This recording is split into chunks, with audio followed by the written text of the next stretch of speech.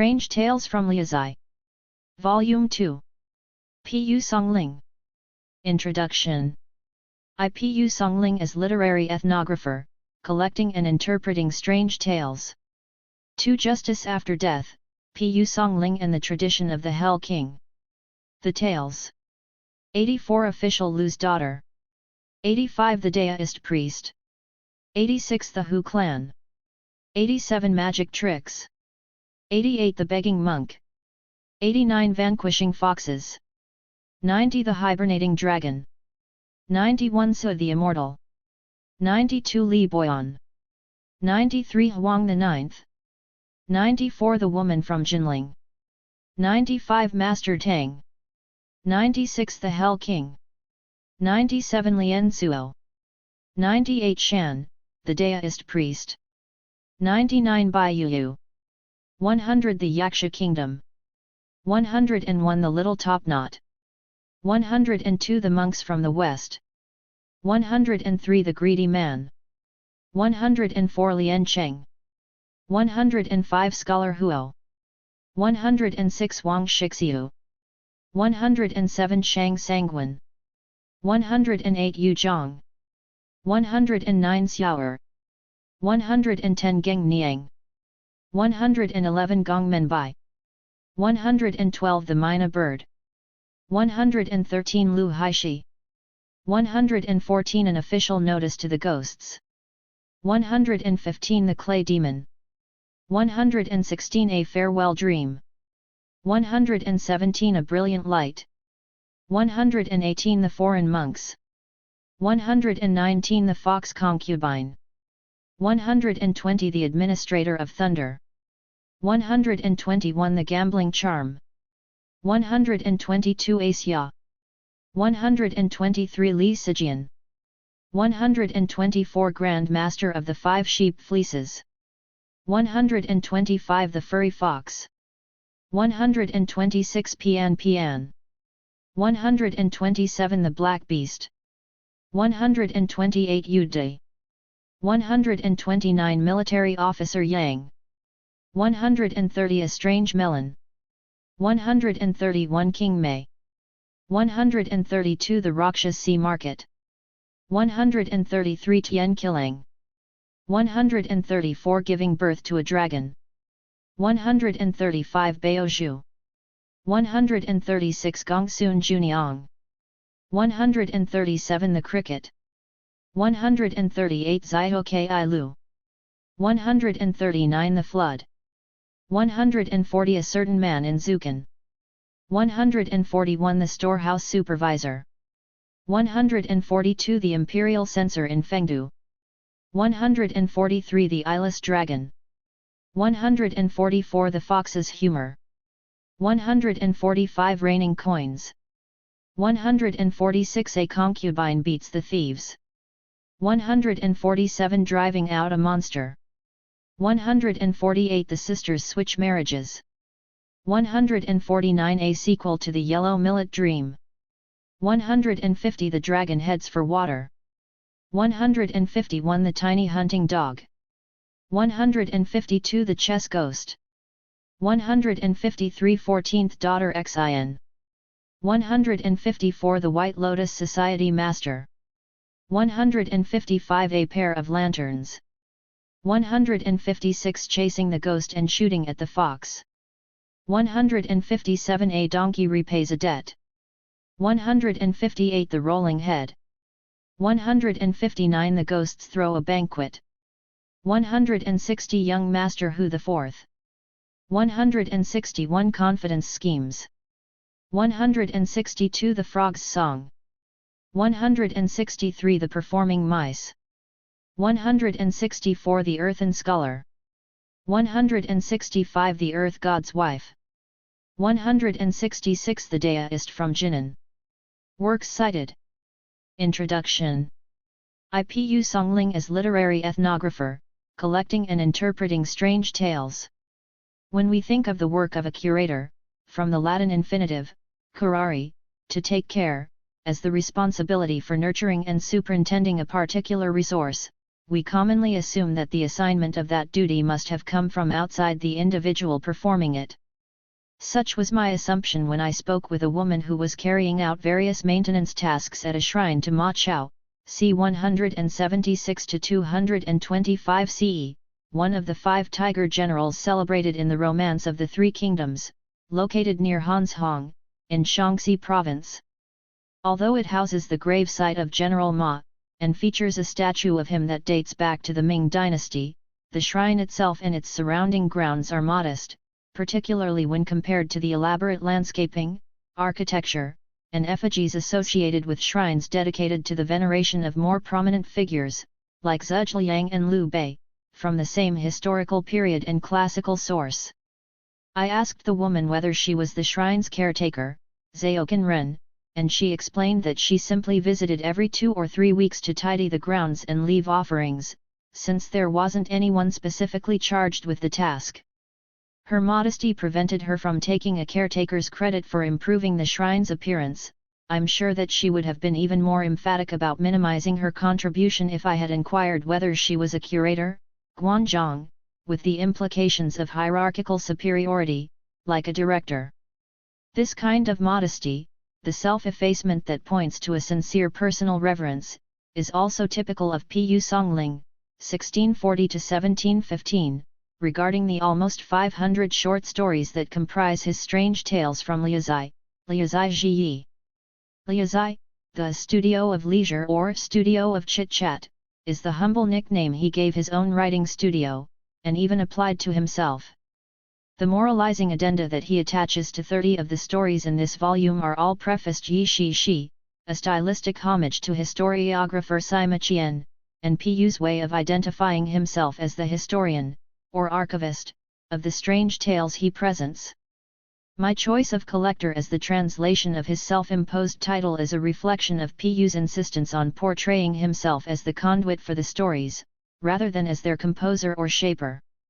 In the preface to the collection, he acknowledges that individuals from all over China who share my enthusiasm for the unusual have sent me stories by post, making no artistic claims for himself other than to say that I have written down what I have heard, and this collection is the result. One Pu Songling's grandson, Pu Lied, 1683–1751, however, began to stress the point that the crafting of the collection was an act of serious self-expression, Zeitlin 27, while later authors like Zhou Tao, Fluid ca. 1884, helped to spread the descriptions of the thatched shed where Pu would solicit stories from travelers, Hammond 206–7, who stopped there in exchange for the tea he offered.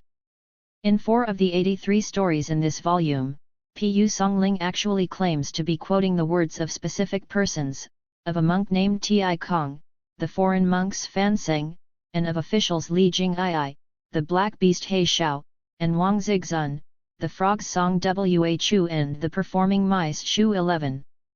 Since he is an author and a collector of narratives from fellow citizens interested in the unusual and the supernatural, it's intriguing to consider the implications of Pu functioning as a kind of ethnographer of this specific culture-sharing group.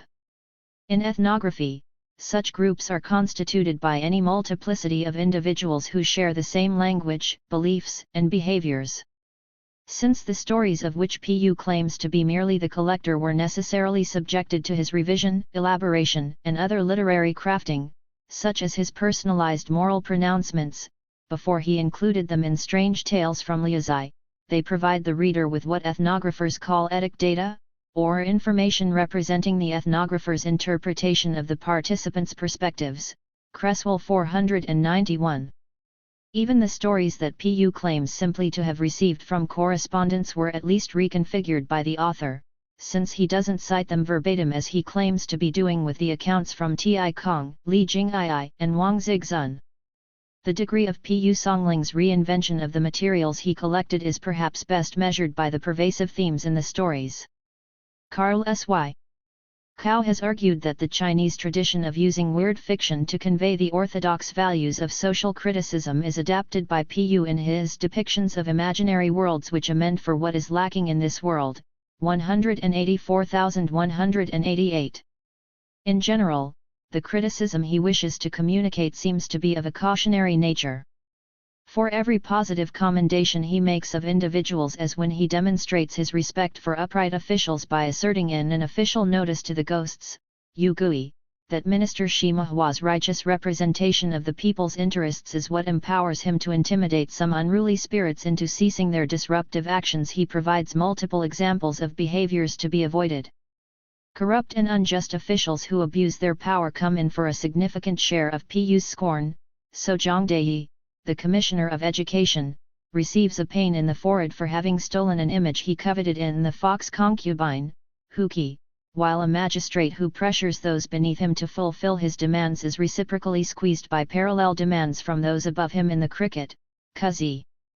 But his stories also admonish readers to work more consciously to understand other people and their motives, possibly prompted by his own feelings of being misapprehended by others. Point 2. People continually try to suggest better places for the title character of the begging monk, Gaiseng, to make his requests, pestering him until he finally takes drastic measures to escape their interference. In Scholar Huo Sheng, a man named Wang, from Pu's hometown, learns the dangers of demeaning others, and in Gongmenbai, Lu He, a man too profligate with his generosity, is taught some valuable lessons in the need to judge character astutely and to trust the earnest advice of proven friends. Empathy for others is so important to Pu that he often makes a point of eliciting it from readers, even for the supernatural denizens of his tales.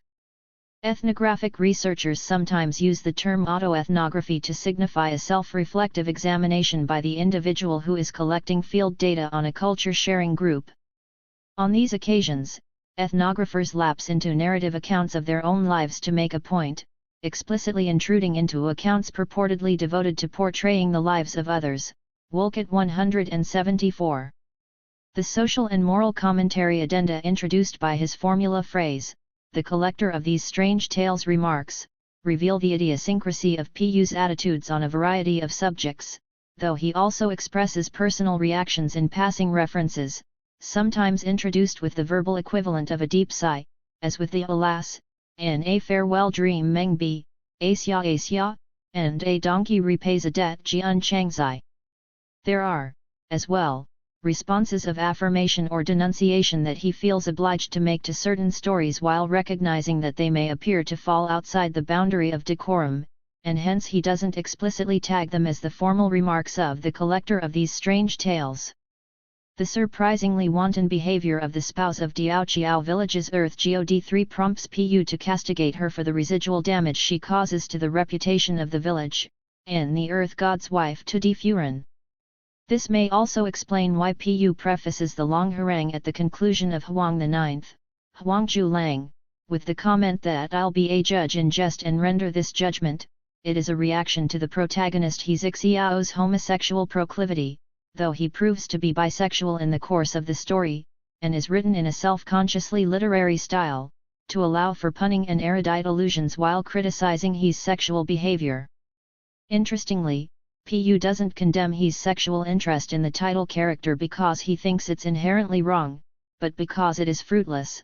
A man's backside is barren ground, and nothing will grow there. Providing readers with an accurate sense of the contexts surrounding the subjects of field studies is a central task of the ethnographer, requiring the data collector to work toward understanding the behavior, motives, values, and activities of the particular cultural groups under observation from the member's unique perspective. To index the meanings of these areas validly requires immersion in the rhythms, customs, and practices of the membership group. Arrigo 74-5.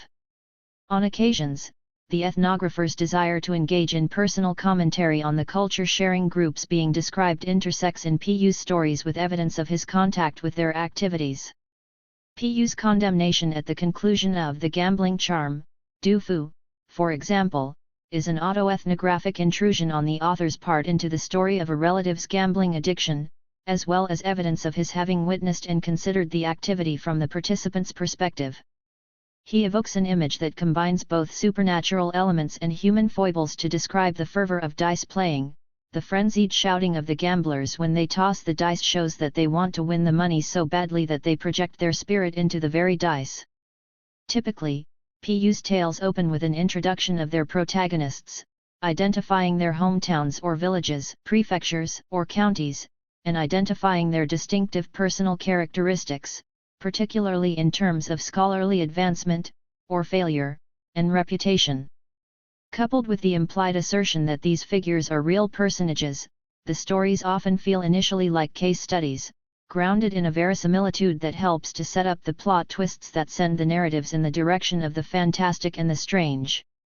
The football skills of the title character in Wang Shixiu, are described as something he shared in common with his father, so Pu ensures that those skills are exercised when Wang is given the opportunity to rescue his father, who had supposedly died almost a decade earlier. Luo Zifu, described in Pian, initially as a brothel addict, is given that foible to rationalize his inability to appreciate the magical splendor of his wife, Pian, and to display the material attachments that signal his unworthiness to become, like her, an immortal. Ma Ji proves himself to be a natural performer as a young man, a propensity that comes in handy later when his survival and advancement in the court of the Dragon Lord proves dependent upon it, in the Rakshas Sea Market Luaka Hai Shi. The title character of Xiaoer, proves herself adept at learning the Confucian canon, an impressive feat for a Chinese woman, though not without ample historical precedents, so the reader will find it believable that she easily masters the magic of the mysterious White Lotus Society. 4. Except in the case of autoethnography and its acknowledgement of personal biases or prejudices, ethnographers attempt to be objective about the groups they study. In this, Pu Songling's collection, crafting, and dissemination of the stories and strange tales from Liaozhai would seem to diverge from ethnography's aim of reporting without bias. Ultimately, Pu's sympathies lie with the scholars among his protagonists, those individuals who make significant sacrifices in order to advance their studies, but who often face a range of setbacks, usually in the form of failing civil service examinations for idiosyncratic reasons, and deprivations ranging from homesickness and loneliness, while studying in isolated settings, like mountaintop monasteries, to romantic longings, which is why so many of the individuals visited by Fox seductresses are scholars. They're especially susceptible to the desire for company. However, it is this subjective sympathy that actually seems to link Pu Songling explicitly to the goals of a particular set of modern ethnographers. Critical ethnographers are individuals who see themselves as advocates of the groups they study, and speak to their audience in an attempt to empower the groups the critical ethnographer sees as marginalized, in order to challenge the status quo and ask why it is so, while hoping to empower the groups being discussed by giving them more authority. Cresswell 487. Pu champions scholars whose merits go unrecognized by authorities, particularly when others' corruption, ignorance, or incompetence interferes with them being accorded the honors they otherwise deserve. He laments the insensitivity of other people to the isolation of the scholar who spends his days immersed in the Confucian canon and in historical sources, writing essay after essay, relentlessly perfecting his calligraphy. Thus he emphasizes that Yang Yue is despondent at being cut off from other people, in Liansuo, while implicitly criticizing landlord Yin Tuan for renting a room to a scholar for 6 months before he bothers to check in on him, in Yude. He bemoans the plight of scholars who demonstrate their talents locally, but prove unable to develop the larger sphere of reputation that would allow them to work for the country's greater good, like the title character in Baiyu, and scholar Qiao in Liancheng. But Pu's advocacy of the scholars goes well beyond simply drawing attention to the challenges they face. 5. The tales he presents actively compensate hard-working scholars who remain committed to the life of the mind and to self-improvement. Talented Xia Pingzi, and the administrator of Thunder Lei Cao, who always failed the civil service examination and became depressed as a result, dies, but subsequently becomes an immortal, and finds a unique way of repaying his classmate, Li Yunhe, who cares for Xia's wife and child following his death.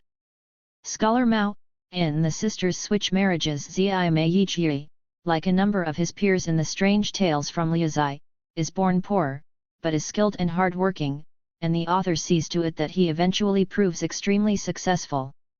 Given the sincerity of this advocacy, it's not surprising that Pu Songling's tales prove equally uncompromising and harsh when they mete out punishment to unworthy individuals, particularly to the ones who claim to be scholars.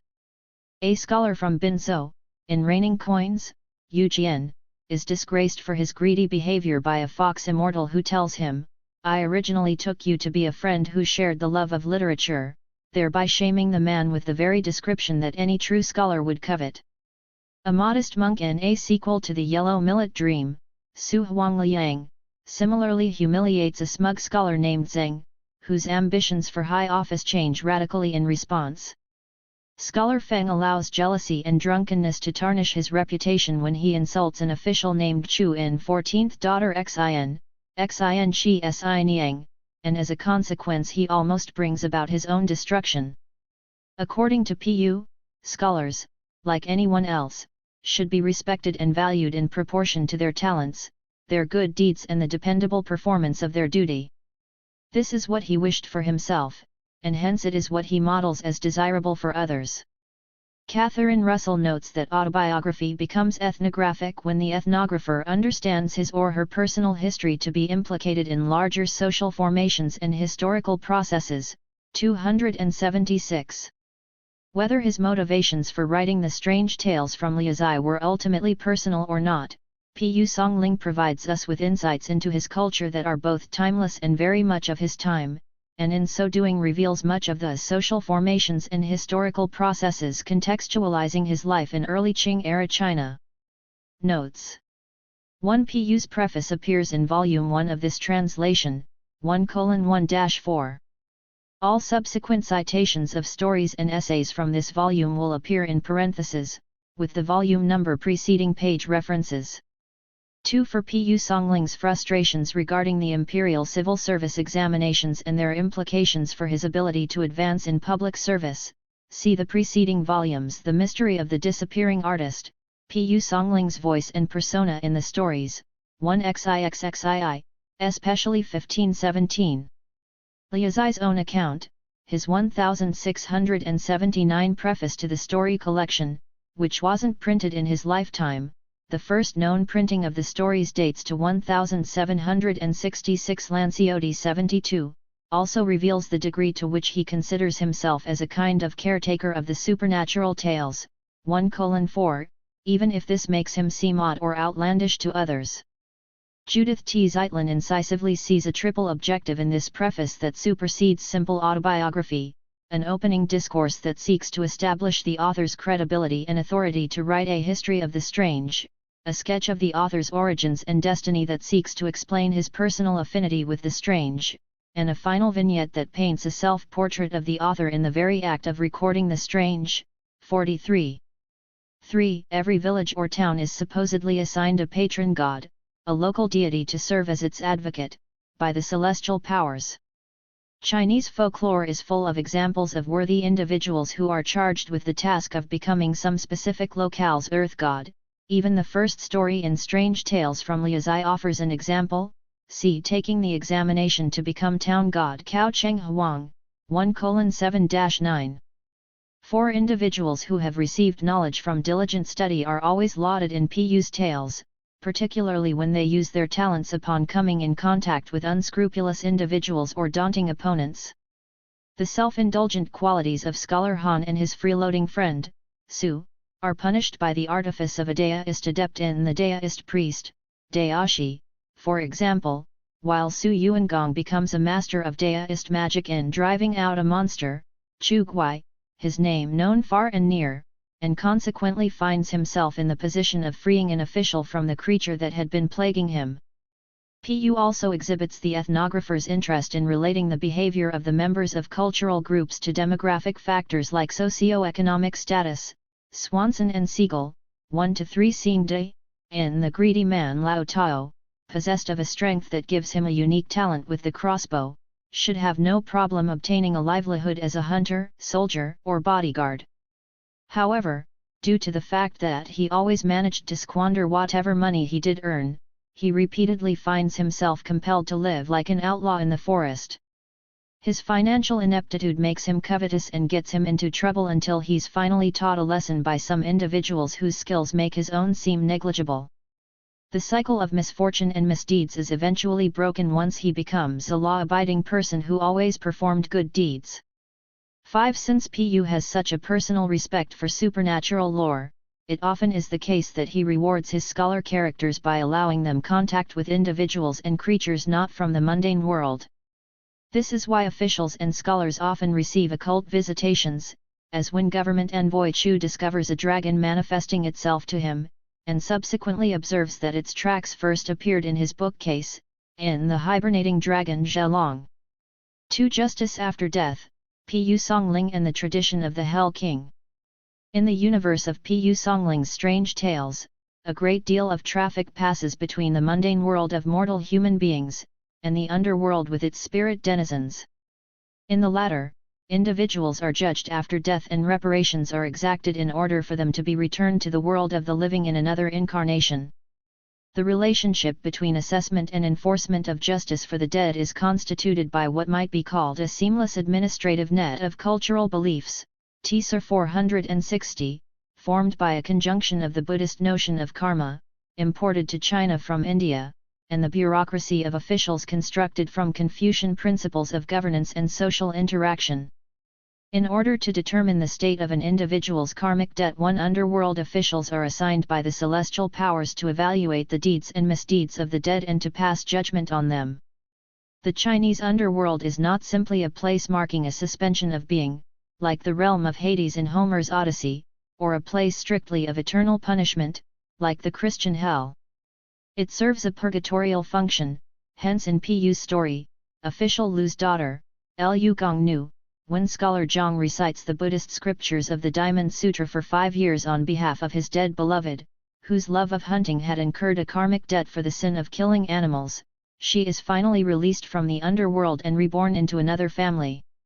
As early as 200 CE, it was widely believed in China that the souls of the dead returned to Taishan, signifying both Mt Tai, in Shandong province, and the god of that mountain, where the deity of the mountain maintained a ledger accounting for the deeds of every human being, Bonnefoy 238, Klein and Littlejohn 18.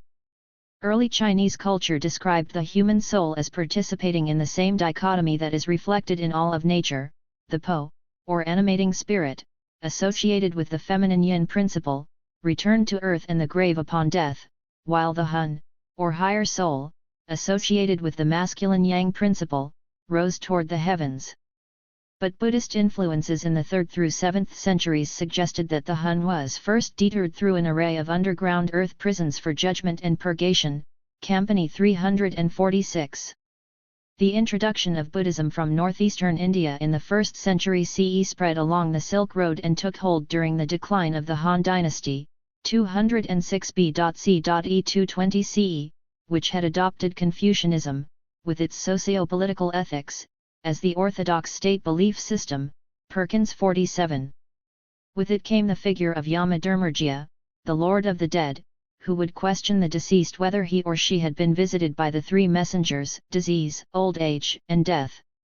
If the deceased answered in the negative, this would confirm that she or he had committed grave misdeeds, since they would have been avoided if the individual had acted upon the counsel of the messengers. Yama would then assert the karmic principle to the individual that only he is responsible for the consequences of his actions since these were committed by himself. See Close 176, before infernal servants would lead the deceased to various deed-specific tortures. Point 2. In time, both King Yama and Taishan became just 2 of 10 kings of the underworld, the 5th and 7th, respectively. The earliest surviving paintings of the Hell Kings appear on the walls of the Dunhuang Caves, Shimbo 477-81, in Gansu Province, dating from both the Northern Zhou period, 557-81 CE, and the 5 Dynasties period, 907-60 CE. The subdivision represented by the additional kings reflected both the administrative dynamics of bureaucracy, namely, that the ever-increasing caseloads of the dead would justify an expansion of the underworld justice system, just as was the case in the mundane world, and a deterrence strategy, designed to intimidate believers into better behavior. However, King Yama was the original father of the afterlife in Vedic tradition, and in China, he became the ruler in the underworld in both Buddhist and Daoist cosmologies, hence the very name of King Yama or the Hell King came popularly to be synonymous with any one of the 10 kings. Kusura 88. Perception of the Hell King varies in Pu's stories, as it does in Chinese culture more generally, between the extremes of punitive severity and compassionate rehabilitation. Certainly not a purely pejorative character, Yama in Indian culture was considered a guardian of the South as well as a judge of the dead, THIRD 445, and although he was initially the king of the first court in the underworld, he was eventually demoted on account of his lenience. See Close 182. When ambitious Jing Xing abandons his wife for the title beauty of Asia, the Hell King sees to it that Jing fails the civil service examination he would otherwise have passed, and the disgraced scholar is informed, having been judged, even though not yet dead, that your official rank and salary has been cut from the records in the underworld. Yet the effect of this is not to destroy Jing's life, and the reason that he's shown some mercy is because his ancestors were virtuous and generous, and their karmic good fortune is still sufficiently abundant to transfer to their descendants, but rather to allow him the opportunity to begin living a better life. The young scholar addicted to chess playing in the chess ghost, Chi Gui, who vexes his father so much that the old man dies in frustrated anger, is punished for his unfilial behavior by having his lifespan shortened and by being punished in the underworld for 7 years. He is then given a mission and the chance to redeem his misspent life, but his unfortunate failure to act prudently on that compassionate gesture dooms him to remain a spirit in the underworld. The redemptive facet of the Hell King's judgments is often overshadowed in literary accounts by the horrors of the torments and tortures waiting for those guilty of misdeeds, explaining why the Hell King's judgments may seem reminiscent of Lucifer or Beelzebub in the Christian world. Gallic 126, to those unfamiliar with the religious contexts surrounding his function.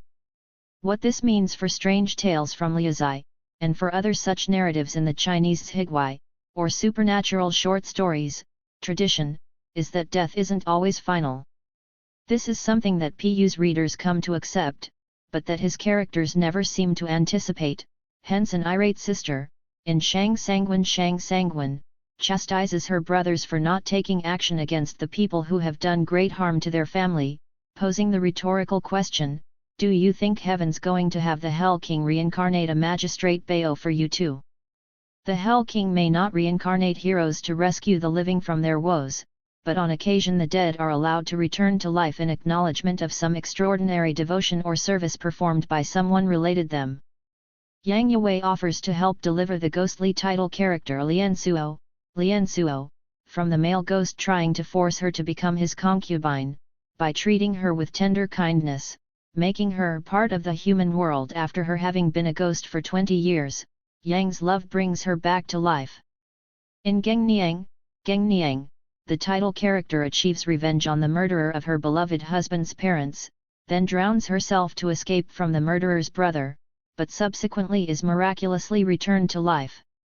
According to Chinese tradition, these tales are not without precedent in the real world. The artist, Zhang Ziaxi, whose career spanned the late 7th and early 8th centuries, not only created paintings of the underworld, but according to biographies written in the first quarter of the 12th century, he was uniquely suited for recording such images because he had once died himself, personally observing the underworld and then returning to life.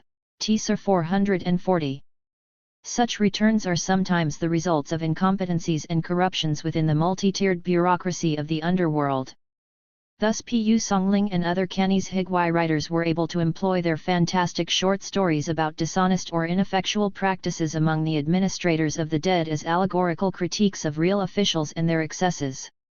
Distinguished scholar Tang Pin, in Master Tang Gong, dies, but then isn't sent to the underworld for judgment and processing, so his case passes instead through a succession of bureaucratic interviews involving a giant, a monk, Confucius himself, and the god of literature, before finally being addressed by the goddess Guanyin, who restores him to life.